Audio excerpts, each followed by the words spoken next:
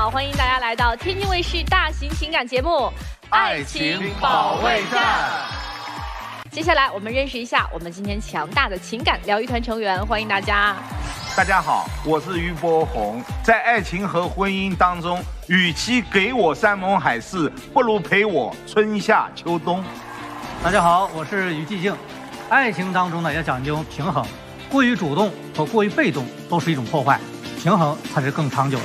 大家好，我是莎娜。婚姻的终极目标呢，就是将平凡的日子酝酿成醇厚的美酒。大家好，我是曹鹤阳。情感生活愈烦恼，打开电视看爱宝。好。大家好，我是曲伟。爱情可以闪婚，但日子不能闪躲。好，那接下来让我们掌声有请今天来求助的两组嘉宾登场，欢迎他们。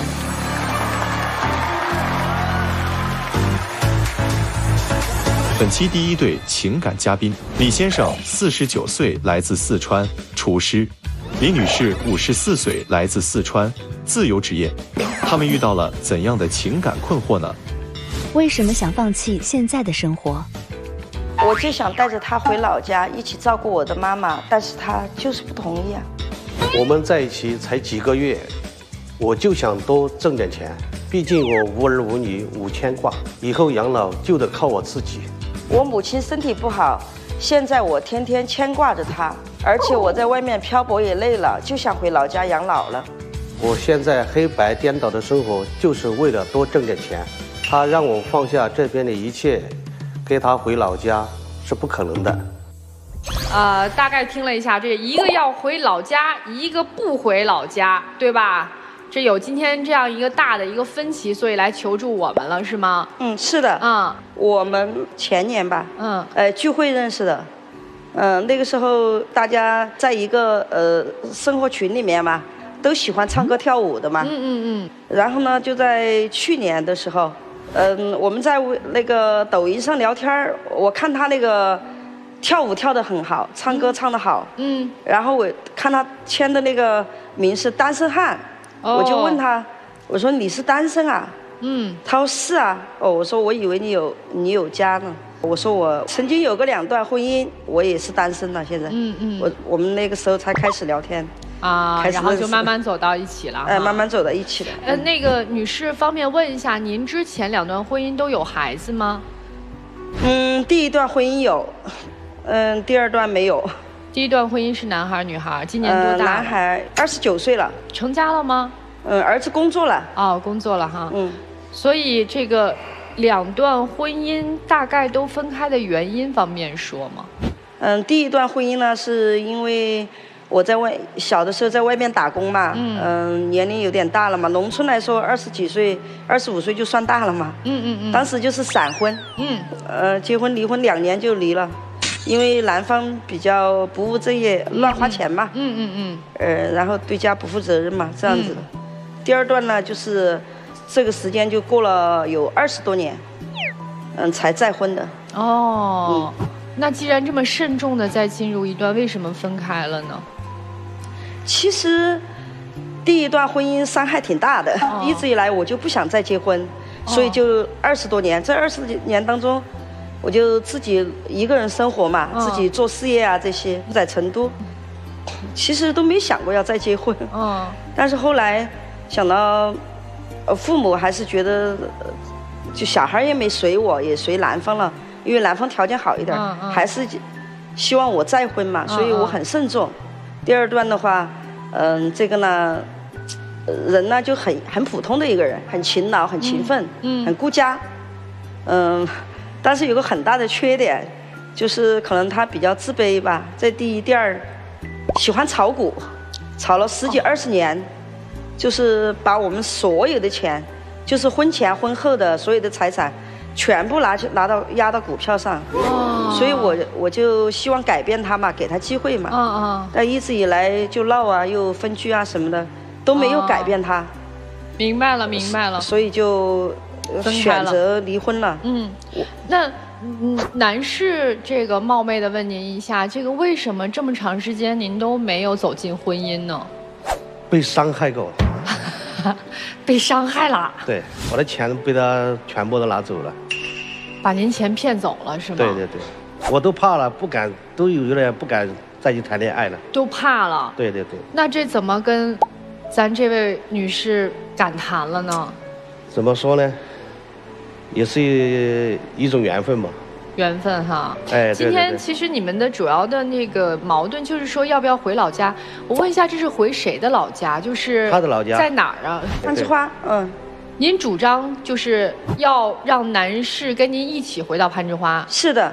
你为啥一定要回去呢？现在是在成都对吧？我们都在成都。那为什么一定要回到攀枝花呢？最主要的原因是我母亲年龄大了，因为我父亲去世快10年了，我母亲一个人生活，身上有很多基础病，主要是她有心脏也不好，走路走久了她会心脏会喘气的这样子的，然后我就怕她摔倒，加上她腿的关节不好嘛，那个你有点常识的人都知道，如果是摔下去的话，怕脑血管破裂瘫痪，这个是我很怕的。每个星期我都会最少说打3次电话，如果有哪天电话打不通，我很不接他，我会很着急。老人多大岁？所以这是一个大前提。72岁了，那年纪是不小了。但是你在攀枝花有兄弟姐妹吗？我在家里面是老大，有3个妹妹。我北京那个妹妹的话，她买了房子还在还房贷。二妹和小妹的话，二妹也还房贷，也是做点小生意。还没有儿子还没结婚。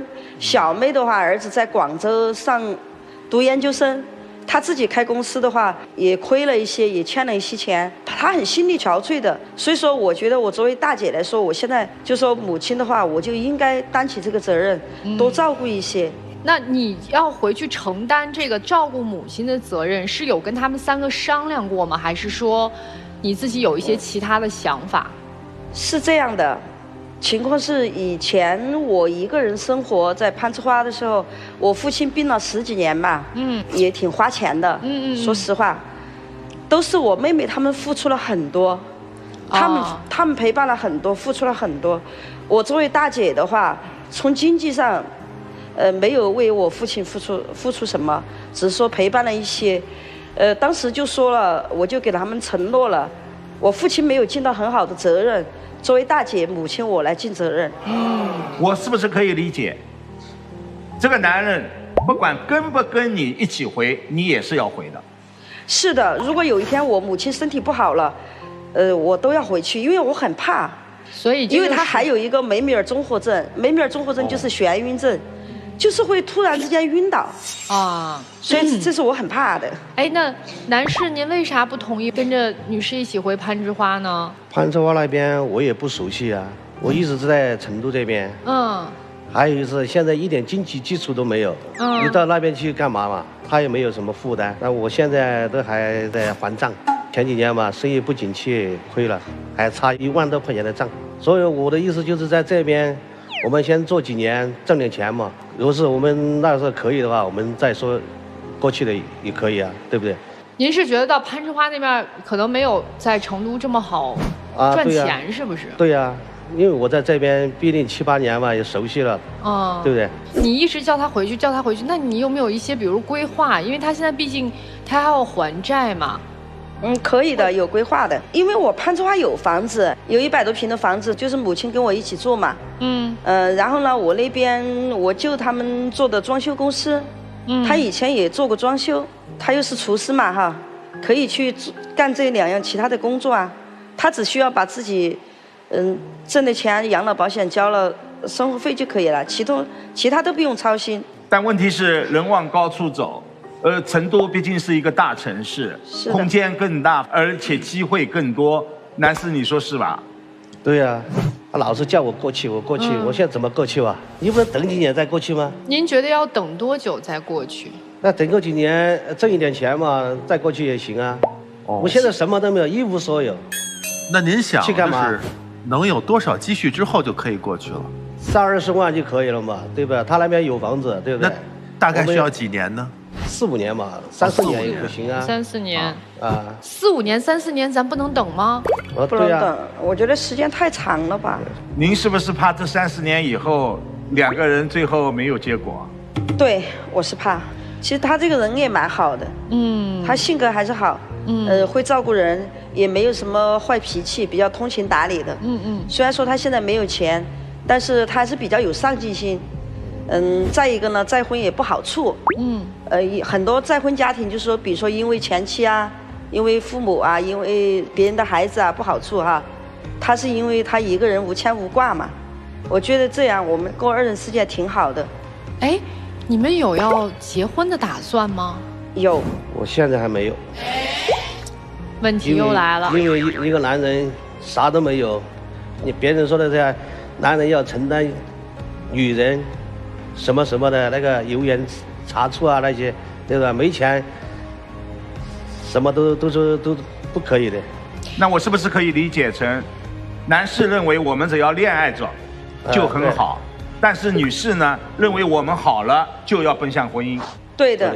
就您是觉得到回了攀枝花就得结婚，对吗？有一个问题在这儿，因为我的孩子也随他父亲了，因为从小孩子没有跟随我，是没有感情的，没什么来往，所以呢，我们养老得靠自己，是吧？本来之前我都不想再找了，我想我这次婚姻失败了，我想自己一个人生活的。但是去年的话生了几次病，很痛苦的一个人，就是重感冒了嘛，几天都吃不下饭，也没有人管我，我的那个肩周炎犯了，贴个膏药都贴不上，我还是觉得其实还是要有一个人陪伴，才可以。但另一方面不凸显说这个经济更重要了吗？对吧？养老要靠自己。对呀。那现在回去了，那老公的积蓄非但没有达成目标呢，还欠着债呢，还得还债呢。欠债这个问题，他也没欠多少，也就1万多块钱。如果他现在愿意和你一起回攀枝花，他的1万多债务，你愿意帮他还吗？这个我不愿意。为什么呢？作为男人来说，自己的债务自己去还，我可以跟你一起生活，可以去照顾你，但是我不能说给你还债。万一我还了1万，还有10万没还呢？这句话是您突然想出来的，还是一直心中有这个疑问？我一直心里面有这个疑问。哎呦，那先生，存在这种情况吗？只有这么多啊，就只有这么多啊。那怎么人家不相信呢？那我没办法呀。男人没钱，什么都是软的，有钱说话的硬气，对不对？我又没钱，住他的房子，就好像就是。男人嫁到女人家一样，一去干嘛？就这么一说，好像大哥想的不仅是钱的事儿哦。您的认为，如果住他的房子，似乎自己感觉入赘一样。对呀。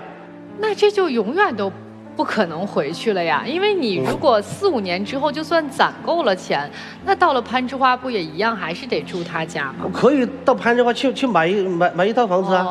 他有钱有底气了。就是再买一套哈。那先生，最后多问一句啊，如果您攒够了钱，您有意愿要娶这位女士吗？有啊，其实她挺好的。就是您也想要走进婚姻的是吗？对。所以那现在就是说，我的财务的状况还不好，等到我的财务的状况好起来了我们就有可能去改变一些现状。但是现在，女士就等不了，对吧？最多明年吧。最多明年。对，我今年都54了嘛。就给1年的期限。你二位除了现在回不回攀枝花这个有矛盾之外，其他2个人在交往的过程当中有没有什么其他的不合适的地方或者其他的矛盾？其他还是没什么的，他人挺好的。我有。你有？你看一个有一个没有，那你说说吧。我很讨厌他喝酒。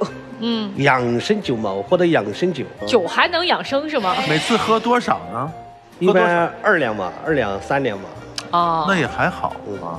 那为什么这么反感呢？同事？他现在也发体了，也长胖了嘛。而前年我认识他还要瘦一些，因为人胖了容易三高，这是第一个。第二个，有一个阴影在我心里。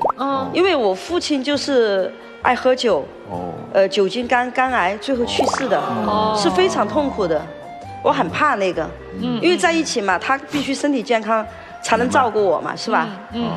还有一个就是他现在喝酒呢，中午喝了，晚上也喝。我希望就是喝的话，也是喝一点点就可以了，因为他有时候皮肤还经常发痒。我还是很怕他喝多了对身体不好，有什么毛病这样子。所以你对酒特别敏感。敏感。也是为他好。也是为他好嘛。我唯一的要求就是希望他身体健康，少喝酒。就是希望他跟我回攀枝花。我觉得姐姐是想为这个大哥好，但是大哥就感觉是不怎么接受的样子。姐姐你就安抚好自己，然后坚定你的心吧。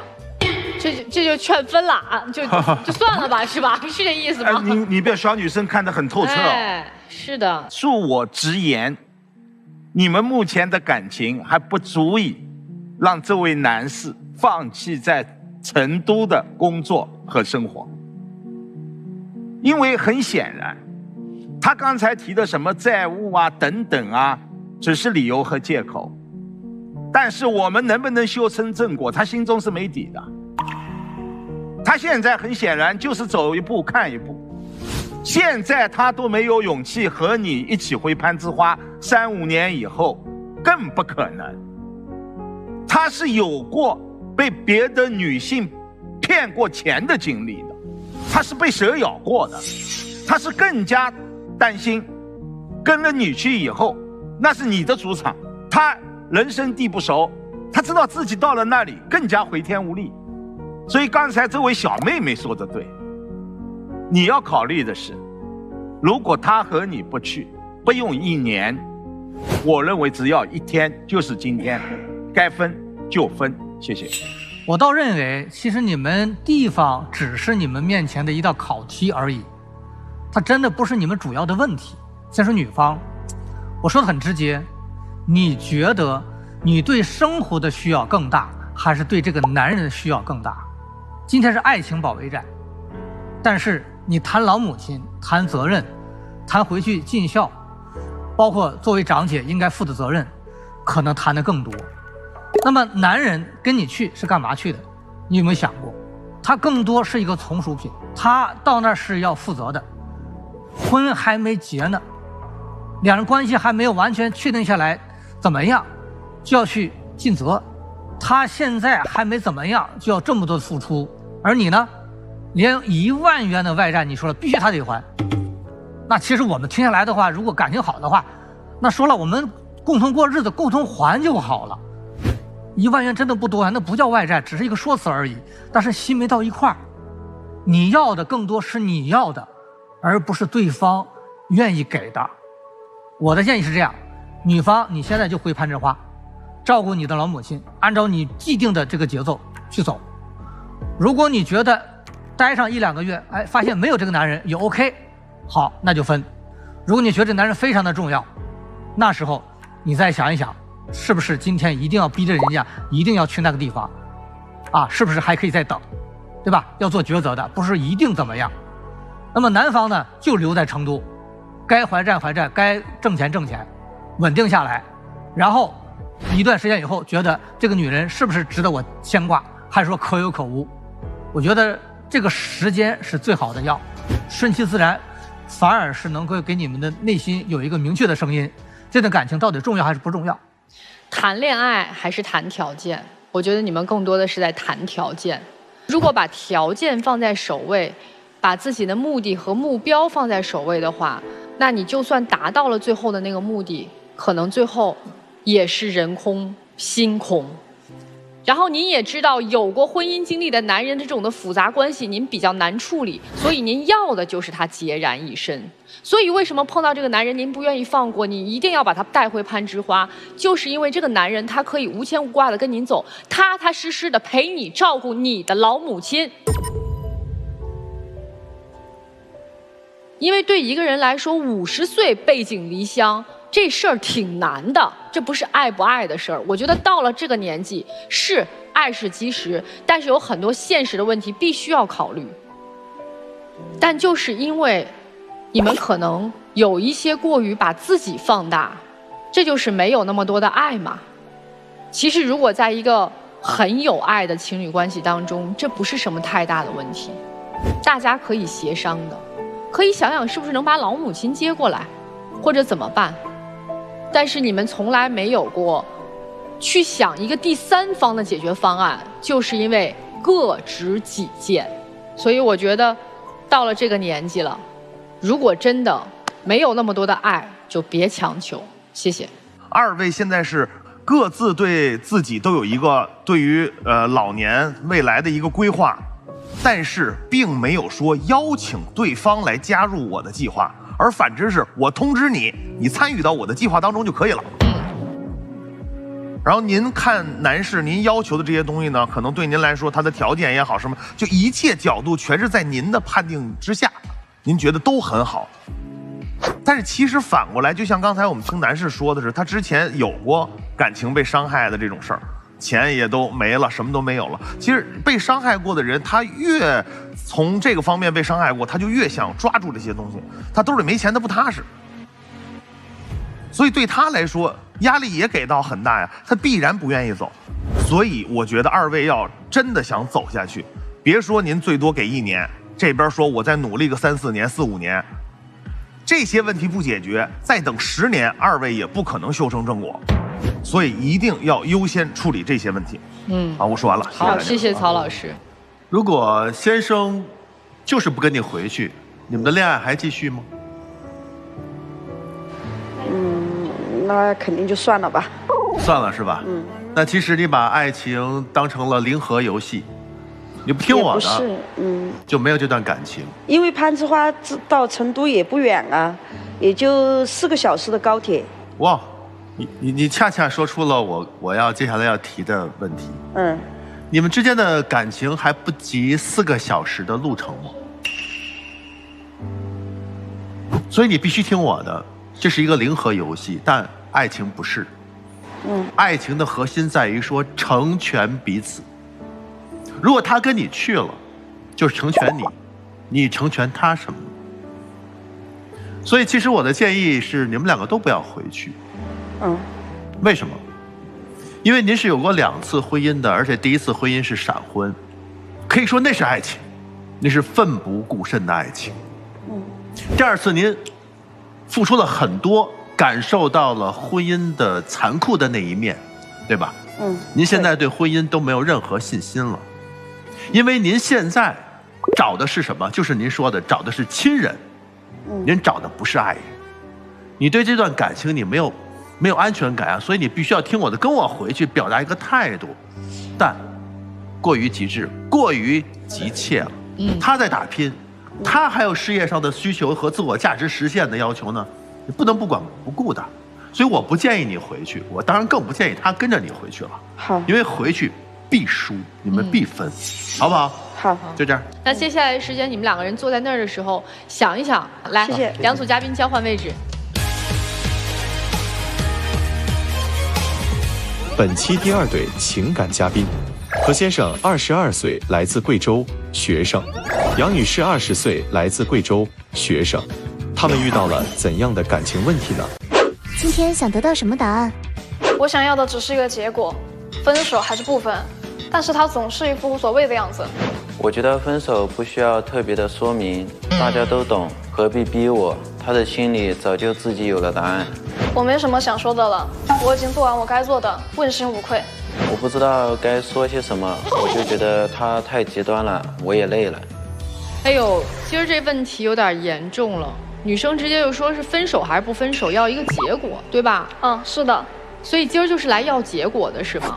对，因为我感觉在谈恋爱的这几年里面，他完完全全就是2个样子，我不知道到底是我做错了什么还是什么样子的。那咱从头说说啊，你们2个人是怎么在一起的？我们是很久以前就认识了，然后在朋友的撮合下，我们才在一起的。你们俩那个时候是在一个地方吗？在一个城市吗？没有，他比我要大一届，我是一直待在贵阳，他是后面去凯里市去了。所以你们交往了多长时间呀？2年多吧。他这个前后你觉得反差在哪儿啊？你可以说说。我感觉在谈恋爱的这几年里面，带我出去玩，然后体贴这些也是很到位的，又会给我买很多好吃的，然后会带我梳理很多的关系。像我在开学以后嘛，就是来到一个新环境，我就很不适应，他就会教我去怎么处理这些问题，教我去怎么跟人相处。你这样，你给我说一件你印象当中他做的对你最好的一件事，就让你觉得特别感动，你觉得这男生特别特别好对你。那个时候不是过生日嘛，那个时候他好像是在外省那边去了，在外省那个时候要过来的话，要很久，大概是3、4个小时、4、5个小时，那个时候都已经是很晚很晚了，我很失望吧。但是我把门打开，他就这么端着我的礼物，就这么拿着，然后他打开，然后说这是我从哪里给我带过来的，然后他说，就因为他很惦记我，就时时刻刻想着我嘛，就说想把这个东西拿给我。他说我觉得你会喜欢，所以我拿给你了。但不好意思，说到了美好的回忆嘛，就是你觉得他不管多远，不管多晚，你的生日的时候也抱着你喜欢的礼物出现在门前，是吧？那个时候真的就觉得很感动，很感动，很感动。所以他这么对你好了多久啊？大概就在1年这个节点，他就直线下降。对，什么叫极限下降？就比如说前一天他还在跟你说笑笑，然后第2天什么问题都不回答，什么话都不说。你们俩是吵架了吗？还是有什么事儿发生？他怎么突然一下子就……这就是问题所在了。在之前我们是没有吵架的，当时我甚至还在想，是不是因为他刚进入工作，然后在社会上，会不会遇到什么事情就导致他压力太大了？所以这个我是有在理解的嘛。但是完完全全他不给任何的反应。你们俩那个时候是在一个地方吗？没有，不在一个城市，所以只能靠就是电话什么之类的联系，是吗？对。那他会回你的电话，或者会接你的电话什么的吗？偶尔，2、3天、3、4天才一次。那你有没有，比如说你就去当面去找他问问啊？就是那我们电话你不接我电话，你到底是怎么了？你是要分手还是要干嘛呢？去找过去问过的，但每一次不管是问他说你还想谈吗？他说我想谈的呀，然后就跟他说他的问题所在，他要说没有啊，你想多了吧，对不起嘛。所以见了面就又好了。对。你也不知道结果跟原因。对。那问问男生那个阶段发生了什么？当时就因为刚出来实习嘛，然后又是没有说跟着学校去实习，自己出来找的，然后找了发现就是自己适应不了，然后我就辞掉了，然后自己去找了个地方上着班而已。那段时间就很忙，就感觉自己很累，然后有时候就不太想管信息啊之类的那些。你没有其他的原因吗？因为在这个年纪这也很正常，比如说你喜欢上别的女生啦，或者就是不想和这个你现在的女朋友谈了，我觉得这都可以大大方方说出来，没有什么的。没有，就是2种环境突然间变化吧，然后自己一下子适应不了，然后我就想着自己慢慢适应，我没有说去和别人一起说想办法这样慢慢一起适应。你有朋友吗？有。你跟他们去倾诉你当时的压力和苦恼吗？没有。你看起来好像是一个比较内向的人，不太愿意说话。她是这样的性格吗？女孩跟我刚在一块儿的没多久的时候，她就完全不是这个性格，她是很开朗、很外向的。男生，你解释一下，当时您的那种热情似火，和现在是截然不同的，那是为什么这样呢？以前我性格就和现在差不多，然后上了大学之后嘛，就室友之间都比较疯吧，就像我在一个屋子里待着，他强行把我扯出来一样。就是不是可以理解成你的室友们带动着你的情绪，让你很开心，没有什么压力。对。然后当时现在你参加工作以后，自己独立面对的时候，你就感觉到压力了，一个人就感觉压力很大，所以进入现在这个状态。差不多。哎，我能冒昧的问一下你的原生家庭的情况吗？你是独生子吗？不是，有2个姐姐。那你应该是全家最受宠的那个人啊。并没有。为什么呢？因为父母都去外面上班嘛，然后小时候就跟着爷爷奶奶他们住着，然后上初中就开始自己一个人住校，然后初中、高中、大学，节假日除非说是像特别长没办法学校待不了就出来，不然一般就是自己在学校里待着。你跟你的姐姐们关系怎么样啊？还可以，有时候会打电话聊聊天。就是你遇到现在这样的情况，你会想到给自己的姐姐打电话倾诉一下吗？不会。刚才你说你觉得你是突然乍到这个新的工作环境不适应，对吧？但是当你适应了这节奏之后，不就应该对女孩可能再恢复到以前的那个状态了吗？对吧，女孩？没有，就她这个状态是一直持续到现在吗？一直持续这个状态，我都很好奇她是不是就有除我之外的人了。但是不管我怎么问，她永远都说没有，不是你想的那样，你想多了。就算是有了，对吧？我们就大大方方说呗，我也不会说什么。但是什么都不说，我觉得这种行为是很不好的，甚至说难听点吧，人品上真的会有问题。人品，你认为他人品有问题啊？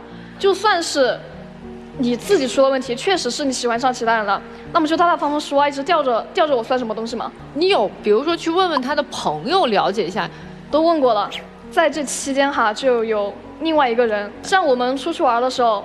永远他都在，男生女生啊，一个男生。那这个男生是他的最好的朋友，在他看来是这么样。那在你看来是什么？不是这个样子的吗？在我看来，他们确实关系很好啊，已经好到一个就可能家人之上了吧，很离谱啊。之前那一年特别好的时候，他也带着他的那个朋友吗？带着。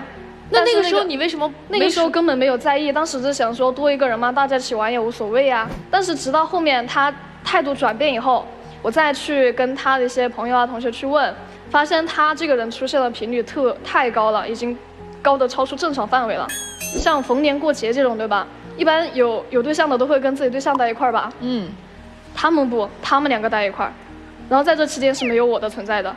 那我再追问一下你的那位朋友啊，那是你的好朋友是吗？室友。室友。那这个是你的最好的一个朋友吗？算是吧。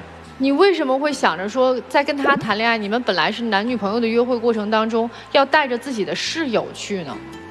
不是我带着他去，是可能我和他已经出去玩了嘛，已经在外面了，然后他打电话过来问我说在干什么，我说在外面玩，然后他说想一起来，我就同意了。每一次约会都是这样吗？那为什么他每次打电话的时候，就正好赶在你俩在外面玩的时候呢？也不是每一次，大部分是吗？对，是吗？啊，大部分啊。因为在2年期间，这姑娘说了，他俩单独出去的次数有限，对吧？很少很少，一只手都数得过来。一只手都数得过来。好，那一只手。对，没几次。没翻是吧？就一面。就一直正面。那有没有就是你感受一下，就是有那个男生在的时候，他跟你的互动感觉，和你们俩单独相处互动感觉有什么区别吗？区别不大，讲实话。哦。但是反正你就是觉得说他的这个朋友让你心里很不舒服，对吧？对，非常不舒服。我问一下男生啊，适应了这个工作场所了之后，你为什么还是不愿意理人家姑娘呢？也没有说不愿意吧，就是一开始找我是会回，然后后面慢慢的就是你就比如一些小事情嘛，问我什么的，我感觉就没有太大的必要，可能是我经常就自己一个人消化掉自己的事情嘛，没有说太多的去求助别人。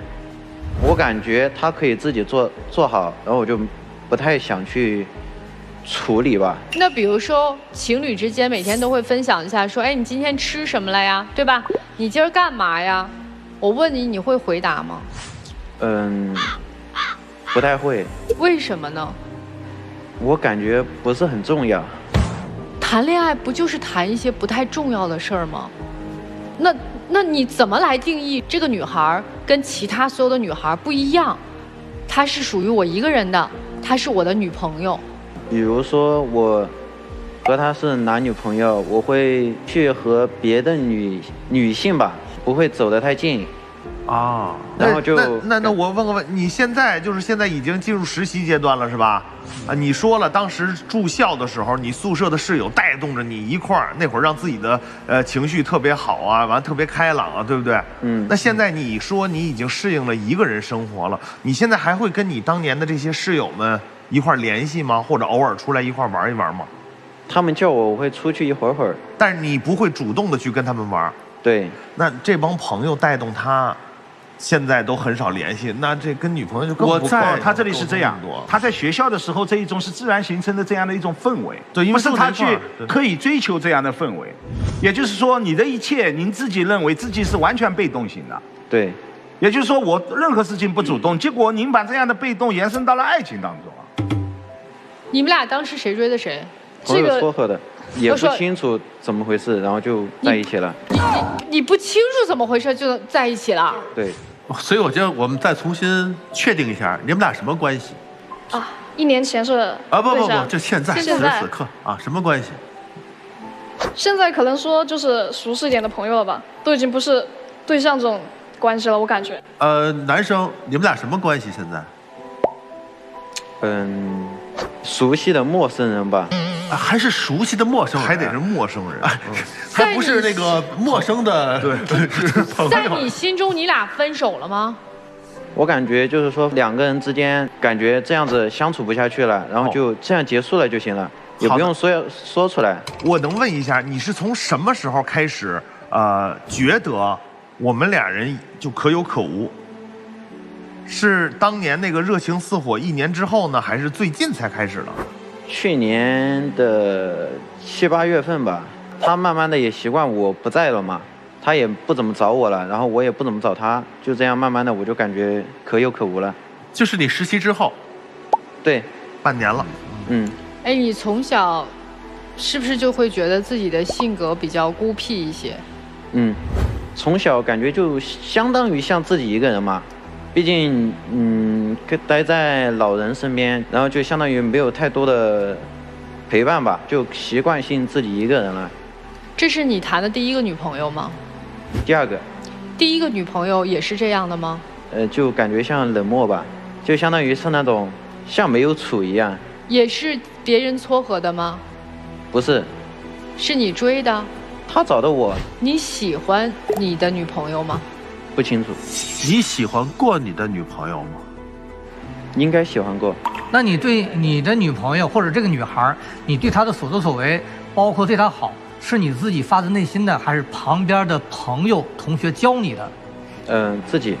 也是自己的，是吧？好。因为当时可能性格比现在好一点，然后他有时候找我，可能我当时觉得他也是第一次住校嘛，虽然是小事，但他确实没有经历过。然后我就告诉他应该怎么处理，或者是我去帮他处理一下。那你送礼物突然出现在他门前的那个行为是自发的吗？是，当时感觉可能就我觉得他需要吧。所以那今天是谁要来的呢？是我要来的。女生，你今天来的目的是什么？我想问他，到底是我哪里做错了，还是怎么样？到底是因为谁？假如他给了你答案，你是要分手还是要怎么办？是要分手要一个结果吗？还是说我不需要结果，我只要一个答案？我只需要一个答案。在你心里现在还是男女朋友的关系吗？现在已经不是了，但是我就是不服气，凭什么？为什么？我难道很差劲吗？男生，姑娘来就是要一个答案的。我感觉答案都已经知道了呀，就没必要一定要说出来。你真不是个东西。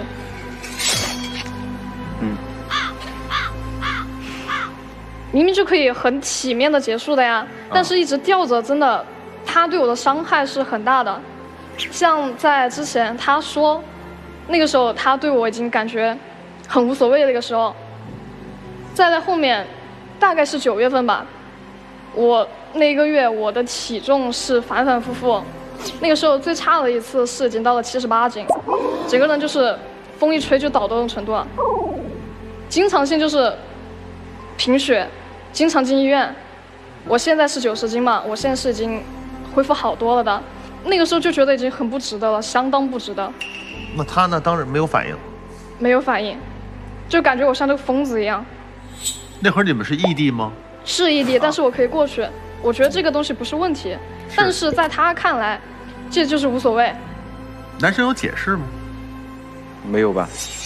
通过刚才咱们之间的对话啊，你永远用个8做每句话的结尾，就永远都是你自己也不确定。我想问问，什么事情对你来说是最重要的，人或者事儿，你非常在意，很肯定的告诉他对我很重要，什么样的事情？有吗？活着。哦，就我自己活的是我自己想要的就可以了。哦，我觉得。一个男生曾经的热情似火，突然没了；曾经的热情也突然冰冻了。女生当然解读不了，适应不了，甚至会非常的痛苦。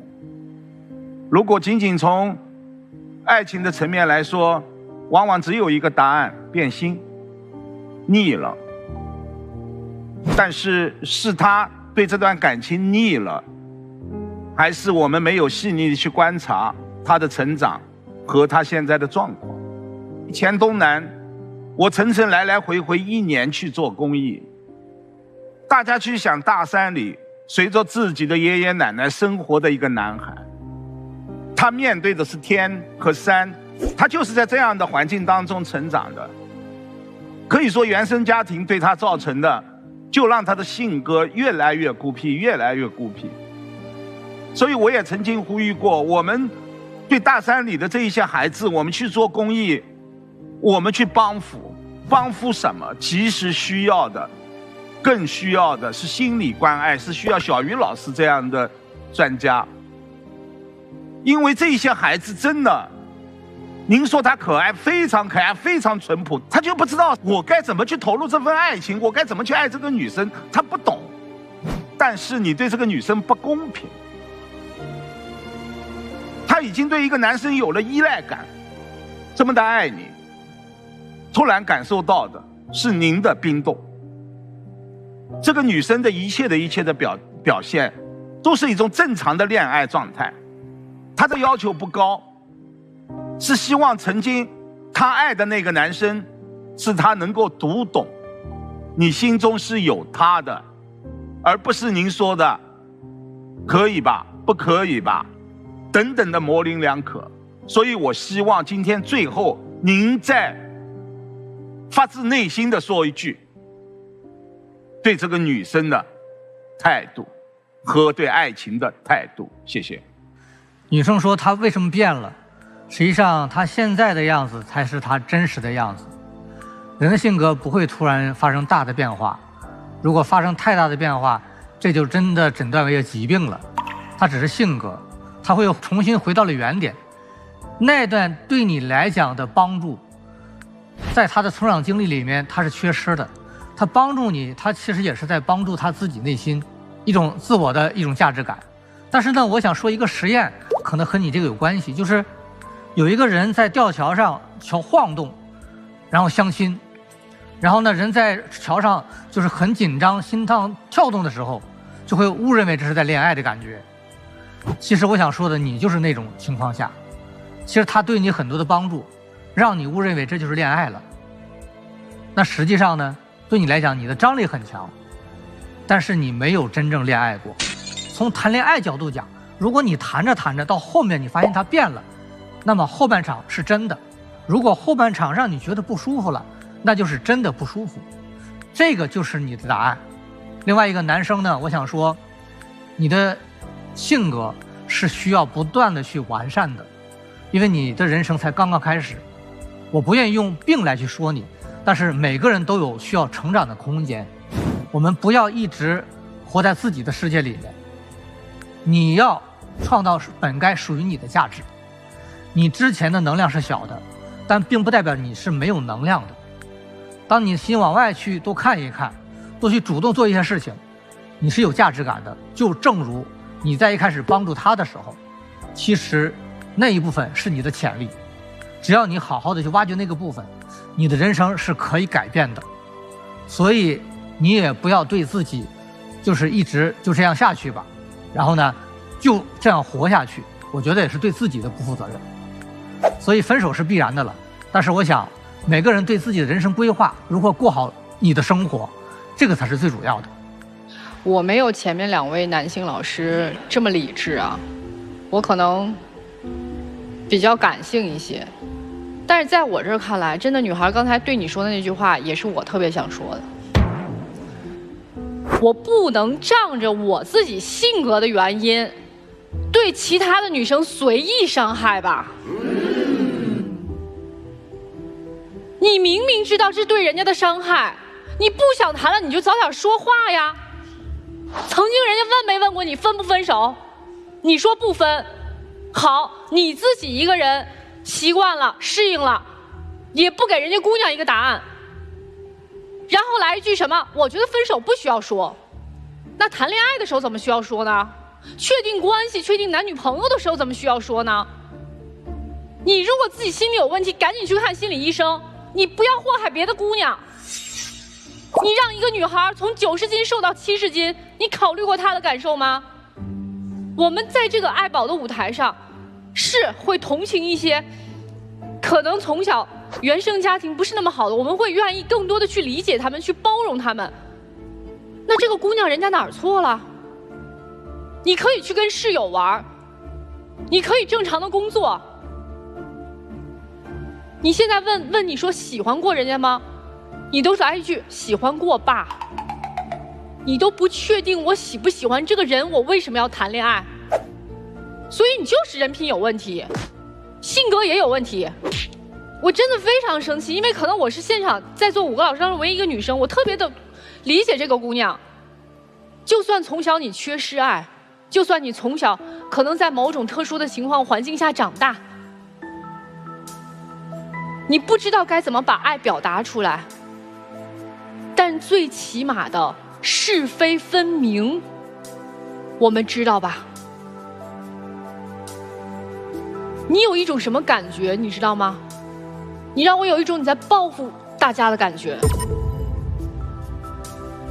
我只要一个人舒服了就行，我不管其他人的死活，跟我都没有关系，只要我自己一个人活着就行了。可是我们是一个社会呀，我们是有人际交往的呀。你在跟别人产生了人际关系的时候，你就要在乎跟你产生人际关系的这个人呢。这是作为一个人最基本的吧，我们称之为善良。所以我今天一点不想说站在同理心的角度去同情你，说啊，给你找一些理由，给你找一些说辞。我就希望你保有最真诚的善良，最后能跟姑娘说声对不起，认认真真的道个歉。你的人生可以重新开始，你可以继续没有感情，继续冷漠，你可以继续选择你舒服的方式。可是你知道，你这一笔在这个姑娘的人生当中就留下了一道阴影。她可能未来会害怕接触一个男生，我到底跟一个人在一起1年了，我突然发现他天哪，他不是这个性格，我怎么再去接触其他的人？1年了，你展现出来的都是假象。你告诉我，我一直是这样的一个人，我那1年不正常，你让他不怀疑人生吗？所以小伙子，认真的道个歉，这是我对你最后的一个奉劝啊，就这样。其实现在说清楚，恰到好处。我能感觉出来，这个男孩在之前可能会尝试着融入过你们俩这关系当中。好听了说叫失败了，难听的说就是没怎么使劲。我不想融入了，我觉得有点累，这也就是性格使然。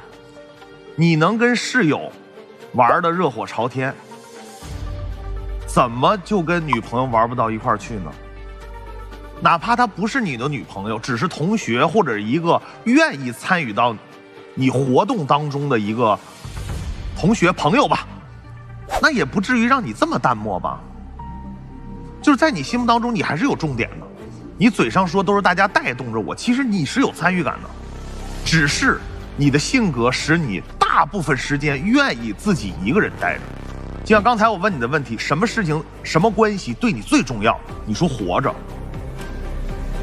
我不想用自私来评价，因为你现在整体的状态和给我的感觉，你还真不是自私，你真的觉得是对的，就是我活着就行，甚至你都没说出来，我舒服就行，我舒服就行，这种人是自私。你这种说我活着就行，你反而还不是自私，你就这样。所以我觉得今天恰到好处，女生已经知道结果了，我希望你释然。趁着年轻还能走出来，全情投入到下一段关系当中，让自己活得更好、更舒适。而男生先改变自己，然后再尝试着去融入别的关系当中，因为你必须走出这一步，要不然的话，我觉得你这一生你也找不到一个合适的伴侣。男生当听到女生是被你伤害到了，并且在质疑你的人品的时候，你什么感受？没有太大的感受。你心疼这个女生吗？有点，很真实。所以女生如何能够释怀？你是遇到了一个人品不端的人，还是遇到一个性格差异与你很大的人？告诉我哪一种会让你释然？我宁愿相信他人品不端。好，那我相信你们这段关系对于你们俩都是一个成长。这个男生我不认为他人品不端，性格使然，因为这跟他的原生家庭有着非常紧密的关系。他只是在他的性格里面，他一直在保护，他没有成长。男生啊，永远在自己的舒服圈子里是永远不会成长的，对吧？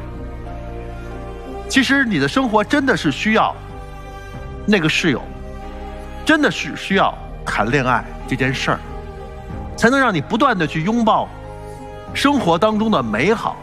这段感情可能让你学到说，你真的没有遇到那个爱的人，你可错过一个非常好的姑娘，但这是你的收获，因为你必须要调整，你需要去了解这个社会，这个社会给到你的绝不是活着，而是美好。所以我希望你们两个人，即使这段感情不能走下去，但彼此不要埋怨，这个男孩绝对不是人品不端的人。哎，姑娘，他好像还送过你一个戒指，是吗？对，我现在戴了的。就是我们之前谈了大概52天嘛，就当做是一个纪念日嘛，我就自己去做的。答案我已经知道了，我不想再要它了。他对我的伤害是很大的，那个时候就觉得已经很不值得了，相当不值得。你真不是个公事。请我们2组嘉宾回到门后，谢谢你们。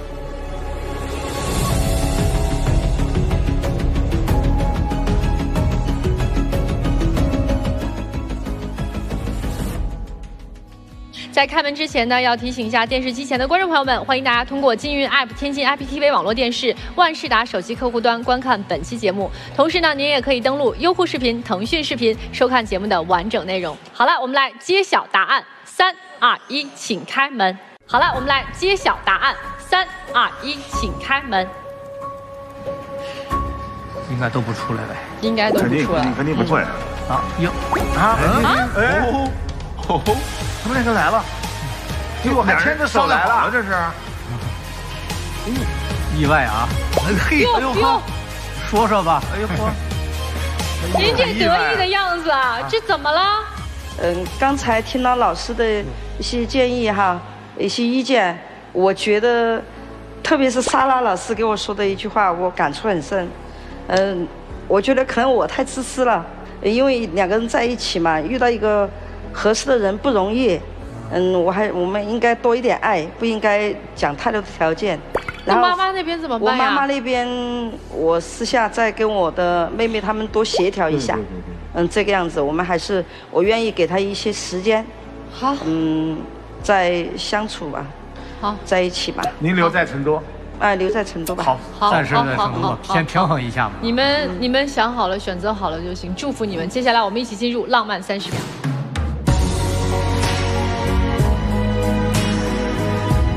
我觉得可能我太自私了，我愿意给他一些时间。好了，请亮灯吧。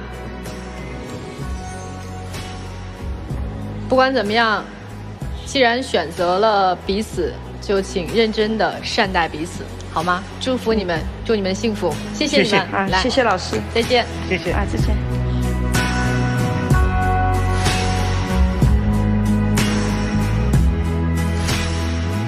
欢迎大家登录抖音啊，搜索我们爱情保卫战的抖音官方账号，并且添加关注。每天晚上8点到10点，我们都会开直播，我们的情感导师都会在线帮您答疑解惑。另外呢，如果您有情感困惑或者情感问题的话，想要来到我们爱情保卫战的舞台上，那么报名的方式非常简单，就是去抖音搜索我们爱情保卫战的官方账号，私信给我们就可以了。记着，我们不收取任何的报名费，小心被骗。好了，我们一起开门看结果，3、2、1，请开门。哎，这个是真的不用看。对，这个不用看了，这个不用看了。他要出来反而奇怪了。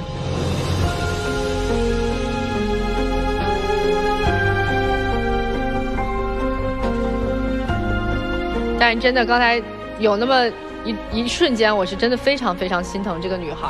不管怎么样，我觉得在感情当中，恋爱就要认认真真。最重要，我觉得爱或者不爱，咱们都要真诚的告诉对方。这就是我们这一期的爱情保卫战，我们下期再见。